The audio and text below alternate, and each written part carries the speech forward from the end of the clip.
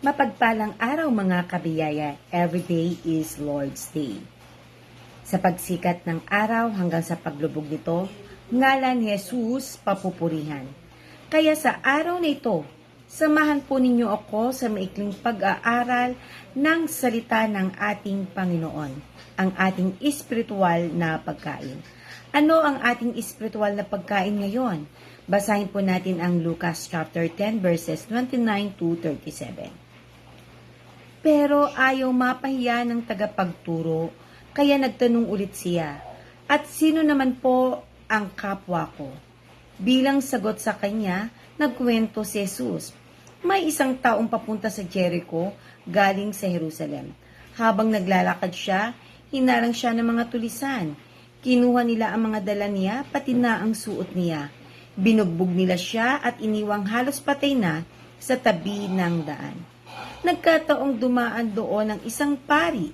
Nang makita niya ang taong nakahandusay, lumis siya at nagpatuloy sa kanyang paglalakad.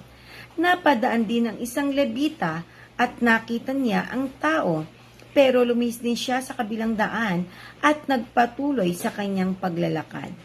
Pero may isang Samaritanong naglalakbay nga napadaan doon.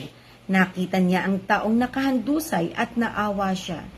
Nilapitan niya ang lalaki, hinugasan ng alak ang sugat, binuhusan ng langis at saka binendahan.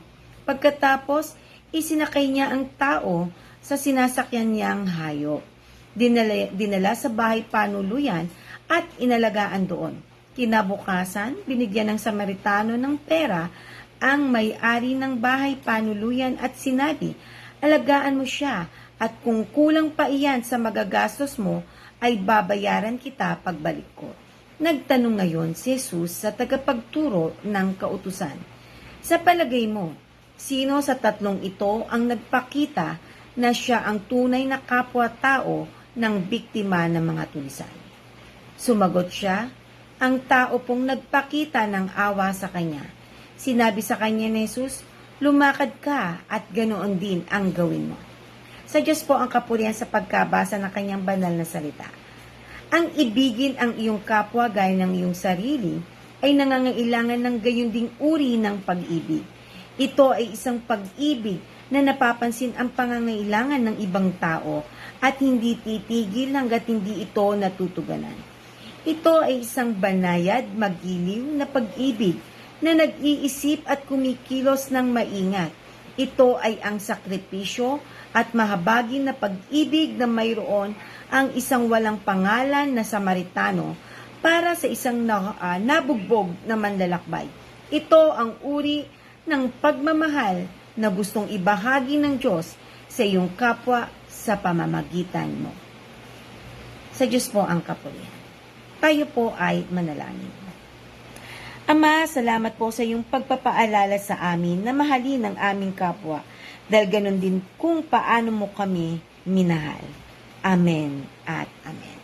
Kung nais po ninyong mabusog at mapagpala ng espiritual na pagkain, inaanyayahan po namin kayong sumubaybay sa amin sa bawat araw. Maaari nyo rin po itong i-follow, like, and share para mas marami pang ang mapagpala at maabot ng mabuting balita. God bless po sa ating lahat.